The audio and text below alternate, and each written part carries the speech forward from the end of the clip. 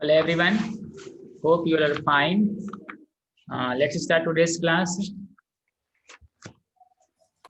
So in previous class, we all had seen about factorization, basics of factorization, where we had solved some questions with the help of some methods. Now in today's class, we'll try to see our different questions which are given in exercise. Now in today's class, we all try to learn about factorization using a different method, and the name of the method is using identities. हम लोग identities का use करके factorization करना सीखेंगे. So the topic for the day is factorization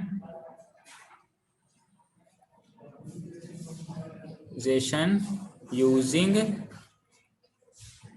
identities. तो जो जितनी identities हम लोगों ने पहले पढ़ी हुई हैं उन्हीं सभी आइडेंटिटीज़ को एक बार फिर से रिवाइज करेंगे और देखेंगे कि वो सभी आइडेंटिटीज़ हैं क्या. तो I am going to write it from the beginning. We have a, अगर हमारे पास कोई एक्सप्रेशन लिखा हो a square plus b square plus 2ab, तो ये फॉर्मूला होता है, किसका फॉर्मूला होगा? ये फॉर्मूला होगा a plus b whole square. ठीक. Similarly if we have another formula a square plus b square minus 2ab, so this term can be represented in the form of a minus b whole square. ठीक है. तो ये जो हमारी values हैं, these values are written in the form of factorization. ये values हमारी factorization के फॉर्म में ही रिटन है.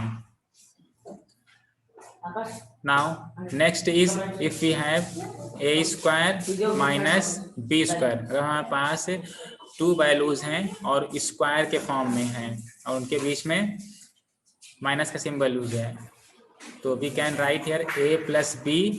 In another bracket we can write here a minus b.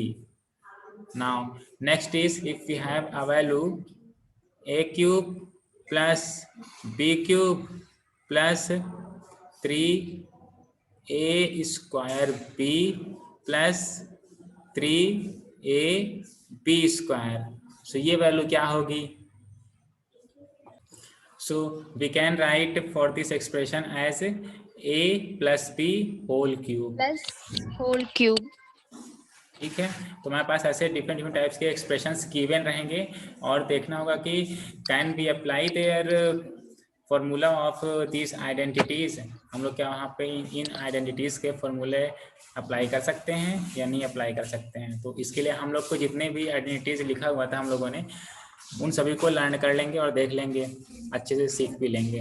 तो ऐसे ही हमने और भी काफ़ी आइडेंटिटीज रिटर्न की थी, लिखी हुई थी. तो आप लोग पुरानी वीडियोस देख करके उन सभी आइडेंटिटीज को नोट डाउन कर लीजिएगा और लर्न भी कीजिएगा.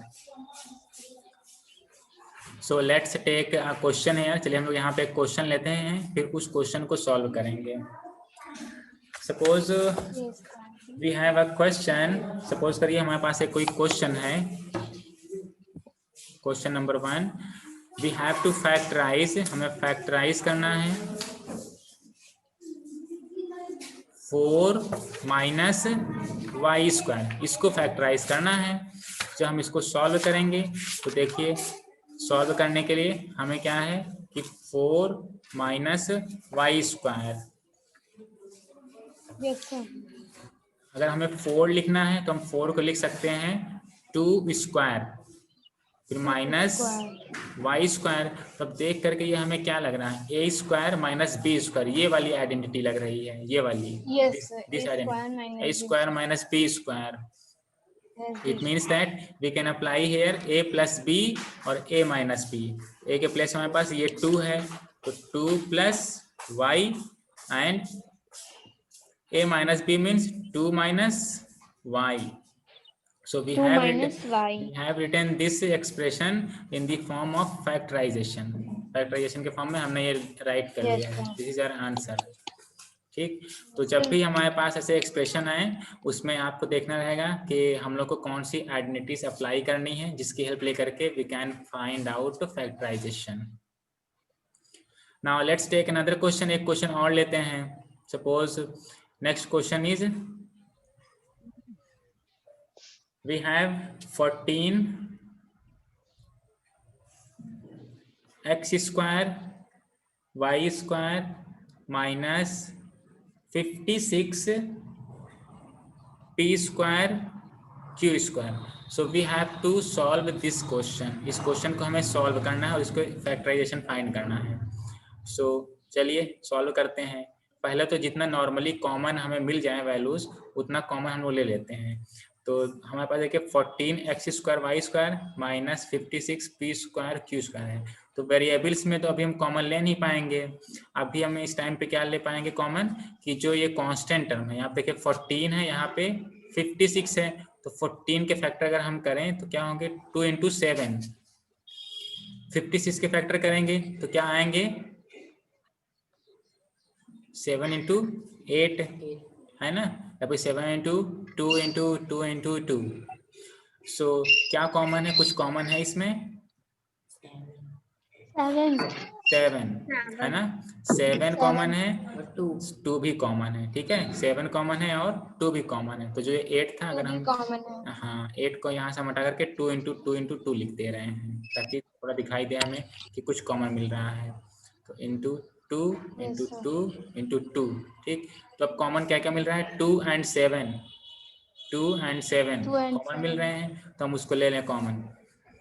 2 and 7 कॉमन ले लिया तो हमारे पास अंदर वैल्यू क्या बच जाएगी. यहाँ पे x square y square minus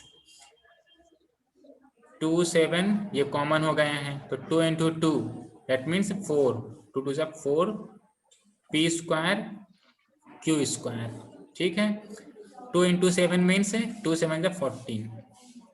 Now we have here x square y square minus 4 p square q square. ठीक है. देखिए जो हमारा ये 4 है इस 4 को क्या हम 2 स्क्वायर लिख सकते हैं. इस 4 को हम 2 स्क्वायर लिख सकते हैं. So I am going to write here 2 square. 2 square. ठीक. तो वी हैव यार 14 ये था 14. अब देखिए एक्स स्क्वायर वाई स्क्वायर. तो अगर हम इसको लिखना चाहें तो ये लिख सकते हैं x y whole square minus देखिए 2 square p square q square. Square हम कॉमन ले सकते हैं. So we can write here 2 p q. This is whole square in bracket. ठीक है. Now we have here a square minus b square. So we can apply here our formula a plus b, a minus b इस bracket के अंदर. It means that we have here 14. Let's apply formula here. A plus b means xy plus 2pq. Now xy minus 2pq. xy minus 2pq. तो अब आगे इसमें कुछ भी factor नहीं हो पाएंगे तो यहीं पे हमारा आंसर हो जाएगा. So now this is equation. You all have to solve this. I hope that you all have enjoyed this class. So if you have any confusion, I am here to solve your queries. All the best to all of you and have a nice day. Thank you, sir.